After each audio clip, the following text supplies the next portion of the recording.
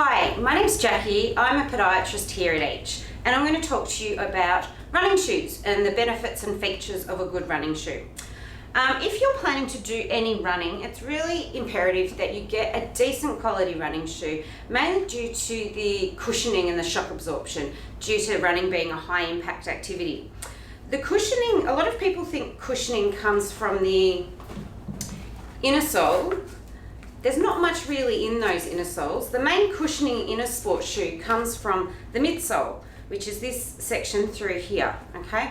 And you can see it's quite thick, and it should also be about twice the thickness at the heel versus the forefoot, okay?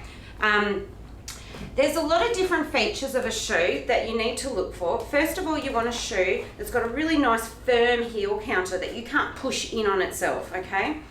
Another thing you want is for the flexibility of the shoe to only occur where you push off, okay? You shouldn't be able to bend it through the middle of the shoe or twist it very much, okay? And that will offer your foot support when you're running. And also you want to make sure the shoe has a fastener. So most running shoes would have laces, but you can also get a sports shoe with Velcro, and that enables you to tighten the shoe to keep it on your foot so your toes aren't reaching, okay? Fit is obviously really important. You don't want it to be too small where you're hitting the end of the shoe, and you want a little bit of space and have the laces firm throughout the whole lace area. Some really important things a lot of people don't know about is the manufacturers of sports shoes often put correction in a shoe because a lot of people tend to roll in or pronate. Now that can put stress on the knees, hips, back, or just the feet themselves.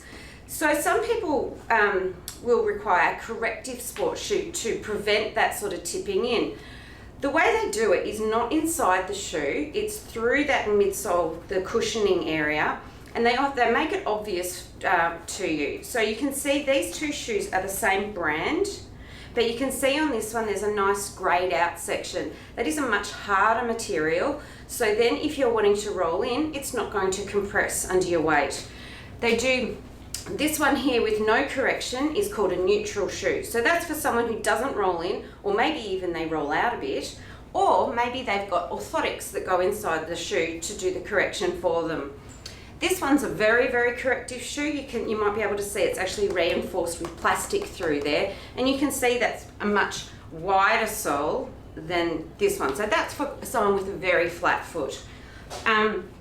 Really good places to get fitted up for these, because how do you know which one do you need, would be, there's two good shops that we tend to recommend. Active Feet, they're great because they've got a treadmill, they've got the video analysis, so it's actually a dynamic assessment and you can see yourself on the TV screen how well it's working. And Athlete's Foot are pretty good too. It's more of a static assessment, but you're getting their knowledge, and also if the shoe is wrong for you, you've got the right to go back and have them address your concerns with the shoes. That's about it from me.